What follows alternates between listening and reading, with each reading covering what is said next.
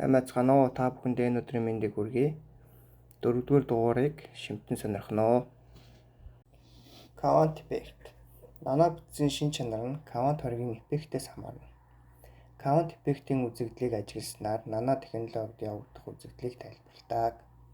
Ойлгож мэдснээр 1. Цул хагас дамжуулагч материалын электрон байгуулалт. 2. Цул материал дахь электрон шилжилт. 3. Дээрээс доош топ даун аргаар нано бүтцэд хагас дамжуулагчийн электрон байгуулалт зэргийн үндэс суурийг ойлгох боломжтой. Нано бүтцэд хагас дамжуулагчийн электрон байгуулалтын загвар нь квант хэмжээний эффект, нано бүтцэд хагас дамжуулагчийн электрон бүтцийн эффектүүдийг авч үздэг. Квант хоригийн эффект нь дээрээс доош топ даун, доороос дээш bottom up гэсэн хоёр арга замаар явагддаг. Нано материалд орон зайд үзүүлж буй электроны хориг нь цул материалд оршин буй чөлөөт электронуудын хоригоос их байна. Материалын шин чанар нь уртын хуваараар тодорхойлогддог ба эцэст нь материалын бүтэц найрлагаар хэлбэрждэг тул материалын хувьд тэдгээрийн шин чанар болон орон зайн хоригийн эффектүүд нь өөр өөр байна. Уртын хуваар нь өдөөлт эсвэл электроны хос нүх Boring радиус хагас дамжуулагч дахь өдөөлтийн орон зайн хэмжээгээр тодорхойлогддог хэмжигдэхүүн ба материалын төрлөөс хамаарч 2-оос 15 нанометрийн хооронд байна. Квант хоригийн эффектийн үр дүнд нано бүтцэд хагас дамжуулагчийн дотор өдөөлт бий болно. Тиймээс нано бүтцэд хагас дамжуулагчийн электрон бүтцийг тайлбарлах нь нано шинжилгээ ухааны амин чухал зүйл юм а. Цул материалын электроны бүтцийн ойлголтыг урьдчилан мэдэж байх нь чухал. Янз бүрийн хагас дамжуулагч нано материалын хувьд Boring радиус нь өөр өөр ялгаатай байдаг тул энэхүү хориг нь өөр өөр нано кристаллын хэмжээтэй байна. Үүнд Boring радиус бүсийн өргөн нүүд нь хоорондоо харилцан хамааралтай байна. Тусгаарлагч нь эсрэгээрээ кластерт буй хэмжээний хувьд квант хоригийн эффектээр нөлөөнд автсан Boring радиус туйлын хязгаарлагдмал өдөөлтөөр тайлбарлагдана.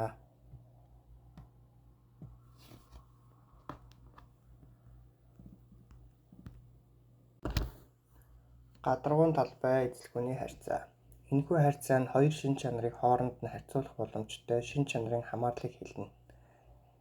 Биеийн хэмжээ ихсэх тусам гадна эзлэгүүн болон гадаргуун талбай өсдөг.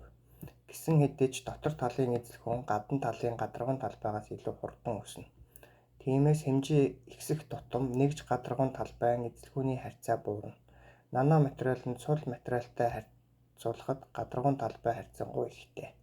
Нано материал нь цул материалтай харьцуулахад илүү химийн идэвхтэй байдаг тул материалын цахилгаан болон бат бөгч шин чанарт нано хэмжээ нөлөөлдөг.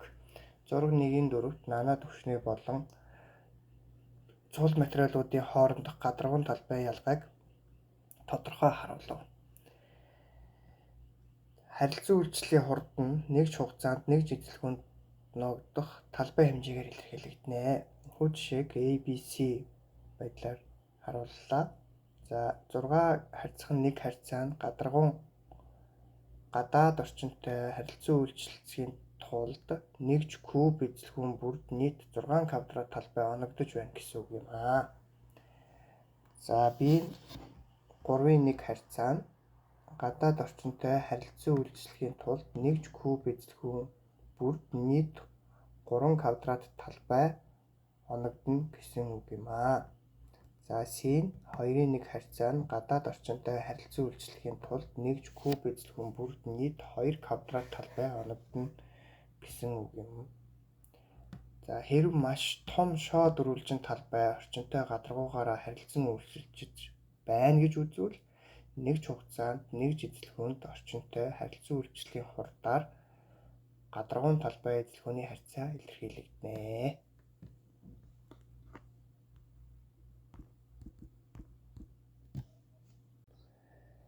Нано бөмбөгийн төрлүүд. Нано бөмбөгийг байгалийн ба гарган авсан нано бөмбө гэж хоёр төрлөөр ангилдаг.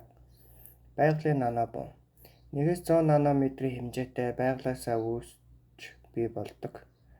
Органик бус болон органик төрлийн нано бөмбөд багтана. Органик нано бөмбөгийн төрөлд мөөг, нүүрс, бактери, бусад төрлүүд. Органик бус төрөлд карбонатууд, силикатууд, металлын сульфидууд, металлын оксидууд. Гарган авсан нанобум. Тэдгээрийг лабораторийн нөхцөлд янз бүрийн химийн урвалаар гарган авдаг. Органик болон органик бус хоёр төрлийг хоёуланг нь гарган авах боломжтой. Органик төрөлд хөө, үнс, нүүрс төрөгчийн нано хоолой. Органик бус захиурын эсэл, титаны оксид, цайрын оксид. Гарган авсан нанобумыг тохиолдлын болон инженерчлэгдсэн гэж хоёр төрөлд хувааж авч үздэг. Тохиолдлын нанобум нь янз бүрийн үйлдвэрлэлийн процессын үр дүнд бий болсон нанобумыг хэлнэ. Тэдгээр нь ихэвчлэн төрөл бүрийн элементүүдээс бүрдсэн хэлбэр хэмжээг нь тодорхойлох боломжгүй байдаг. Өдөр тутмын амьдрал тохиолдлын нанобумтай тааралддаг. Тэдгээр нь жишээг дурдвал хоол хийхэд гарах уур, түлшнээс ялгарах утаа, гагнуурын утаа, үйлдвэрлэлийн хаягдал, элсэн шуурга. Инженерчлэгдсэн нанобумс нь янз бүрийн зорилгоор зориуд албаар бий болгосон нанобумыг хэлнэ. Инженерчлэгдсэн нанобумын хэмжээ нь 100 нанометрээс бага байна. Мөн хэмжээс нь 0D, 1D, 2D, 3D гэх янз бүрийн хэмжээстэй оршин байх боломжтой. 100 нанометрээс ихэхгүй урт, өргөн, өндөртэй 3 хэмжээсээс тогтсон наноматериалыг 3D наноматериал гэж нэрлэнэ. Жишээлбэл нано бүрхүүл, наношell байна. 100 нанометрээс ихэхгүй урт, өргөн эсвэл өндөр урт гэх мэт хоёр хэмжээсээс тогтсон наноматериалуудыг 2D наноматериал гэж нэрлэнэ. Жишээлбэл нано утас болон нано хоолой. Наноматериал нь 100 нанометрээс ихэхгүй дан урт, дан өргөн эсвэл дан өндөр нэг хэмжээнээс тогтсон байвал түүнийг 1D наноматериал гэж нэрлэнэ. Жишээлбэл нано ялтас, нимгэн хальс, нимгэн уюуд, уураг, нүклийн хүчил, карбогидридууд 1D наноматериал багтана. Жишээнүүдийг нэгтгэвэл квант цэг нь 0D хэмжээстэй микрокапсул болон нано бүрхүүлүүд нь 3D хэмжээстэй нано хоолой, уурс, нано утсууд нь 2D хэмжээстэй. Нано ялтас, нимгэн уй, нимгэн давхаргууд, нимгэн гадарга 1D хэмжээстэй байна.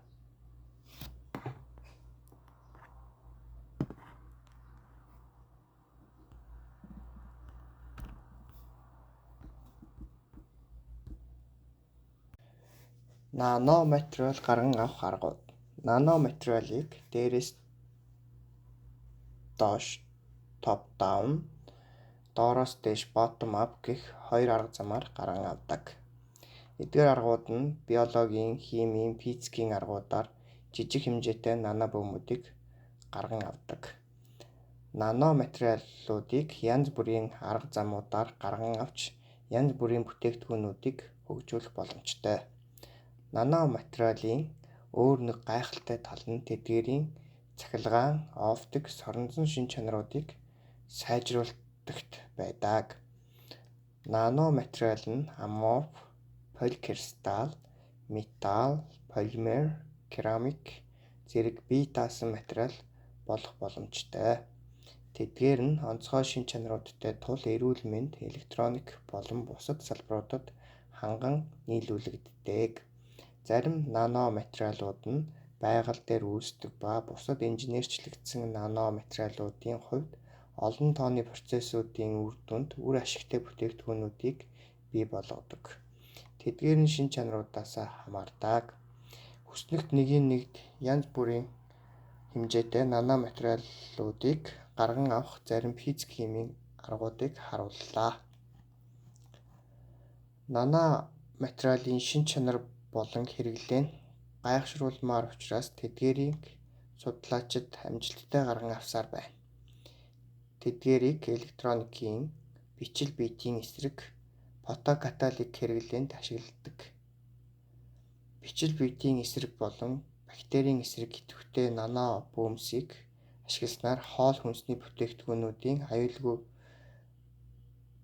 байдлыг хадгалах боломжтой. Өөрөөр хэлбэл хүрээлэн буй орчин болон хүний эрүүл мэндэд наноматериалыг ашигласнаар хэрэглээний үр бүтээмж, үр ашиг нэмэгдсэн.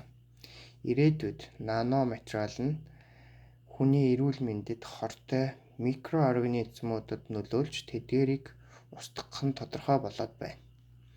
Янз бүрийн спортын багаж тоног төхөөрөмж, цонх, ундаг дугуй, автомашины бүтээгдэхүүнүүдэд нано композит болон нано бүрхүүлийн хэрэглээ нэмэгдсээр байна.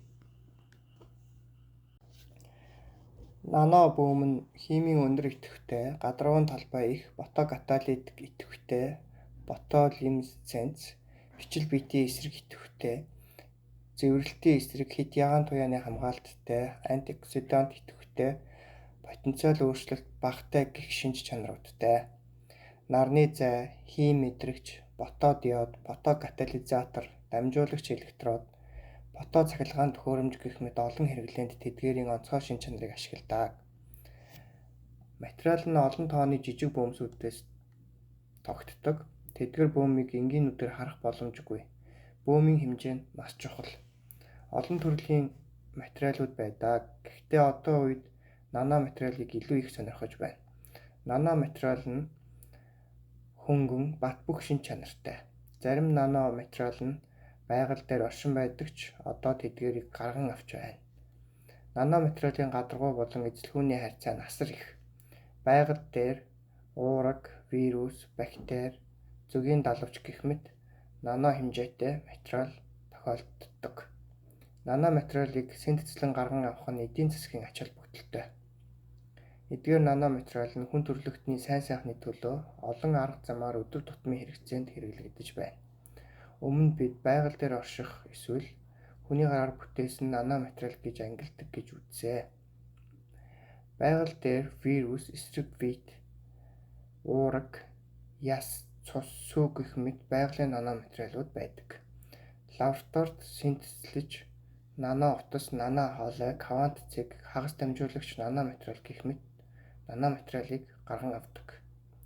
Наноматериалыг тэдгээрийн бүл суурьаар нь металл суурьтай наноматериал, дендримерс, нанокомпозит, нүүрс төрөгчид суурилсан наноматериал гэж ангилж авч үздэг. Металл суурьтай нано бүтцэд металлын оксид эсвэл металл багтана. Дендримерс нь 3D бүтцтэй мод шиг салаалсан материалыг хэлнэ. Үүнийг ойртолтын болон салаалсан гэх хоёр аргаар гарган авдаг. Нанокомпозит нь нэгж бүртээ 100 нанометрээс ихэхгүй давтагдсан нэгжээс бүрдсэн материалыг хэлнэ. Нүүрс төрөгчид суурилсан наноматериал нь нанотехнологиг бий болгоход гол үүргийг гүйцэтгэдэг. Тэдгээрийг хэмжээнээс нь хамааруулж 1 хэмжээст, 2 хэмжээст, 3 хэмжээст, тэг хэмжээст материал гэж ангилдаг. Тэг хэмжээст наноматериал. Наноматериал нь хоорондоо хэмжээсээр ялгагддаг. Тэг хэмжээст наноматериалын бүх хэмжээсүүд нь 100 нанометрээс ихэхгүй нано хэмжээтэй бөөмөөс тогтсон байна. Шинжлэх ухааны салбарт тэг хэмжээст наноматериалыг синтезлэх олон аргууд байдаг. Квант цэг, нанокластер, нанобөмбөлөг гэх мэт тэгдий наноматериалууд байна. Эрүүл мэнд, эрчим хүч гэх мэт салбарт тэгдий наноматериалыг ашигладаг. Нэг хэмжээст наноматериал. Сүүлийн 20 жилд нэгдий наноматериалууд судалгааны олон салбарт хэрэгцээ үүсч нийгэмд янз бүрийн хэрэглээ бий болсон. Тэдгээр нь электроник, оптик төхөөрөмжөд ихэвчлэн ашиглагддаг. Нэгдий наноматериал үндсэндээ нано хэмжээтэй 2 хэмжээсээс тогтдох ба 1 хэмжээс нь макро хэмжээгээр илэрхийлэгдэнэ. Тэдгээр материалууд нь зүү шиг бүтцтэй, 1 хэмжээс наноматериалууд нь олон үйлдвэрлэлийн салбарт их чухал үүрэг гүйцэтгэдэг. Нэгдий наноматериалын жишээг хэлбэл нүүрс төрөгчийн нано хоолой, нано утас, нано саваа, нано тууз гэх мэт багтана. 2 хэмжээст наноматериал. Хамгийн багадаа 2 хэмжээсээс тогтох нано хэмжээгээр хэмжигдэх хавтгай бүтцтэй материалыг 2D наноматериал гэнэ. Эдгээр нь материалын шинжлэх ухаанд шинээр бий болж буй салбар юм. Тэдгээрийн практик хэрэглээнд наноматериал мэдрэгч, наноматериалын реакторууд, наноматериал агуулгач, нано фотокатализатор гэх мэт 2D наноматериалууд ашиглагдаж байна. 2D наноматериалын жишээг хэлбэл графин суурилсан композит, нүрс төрөгчөөр бүрхсэн нано хавтан, нүрс төрөгчийн нано бүс гэх мэт байна. 2D наноматериал нь олон үе давхаргуудаас тогтсон бүтцтэй ямар ч материал дээр суурших боломжтой. Керамик, полимер эсвэл кристалл байх шин чанаруудтай. 3 хэмжээст наноматериал. 3D наноматериалын хэмжээс нь нанометр хэмжээгээр хязгаарлагдахгүй ба наноматериалын онцлог шин чанартай цул материалыг авч үздэг. Цул материалын хувьд бие даасан бөөм нь нано хэмжээтэй байна. Жишээлбэл олон тооны нано утсууд, нано хоолой, нано саваанууд байна. Тэдгээрийн бүтцүүд нь нэг нэгээсээ ялгаатай. Тэдгээр нь олон нано үе давхаргуудаас тогтсон байна. 3D наноматериалыг 10 жилийн турш гарган авч эрчим хүч, эрүүл мэнд гэх мэт олон салбаруудад ашиглаж байна. Гадаргуун талбай ихтэй учраас шингээх хурд илүү ихтэй байна. Тэдгээрийг электроникийн төхөөрөмжөнд илүү ашигладаг. Анхаарал хандуулсанд баярлалаа.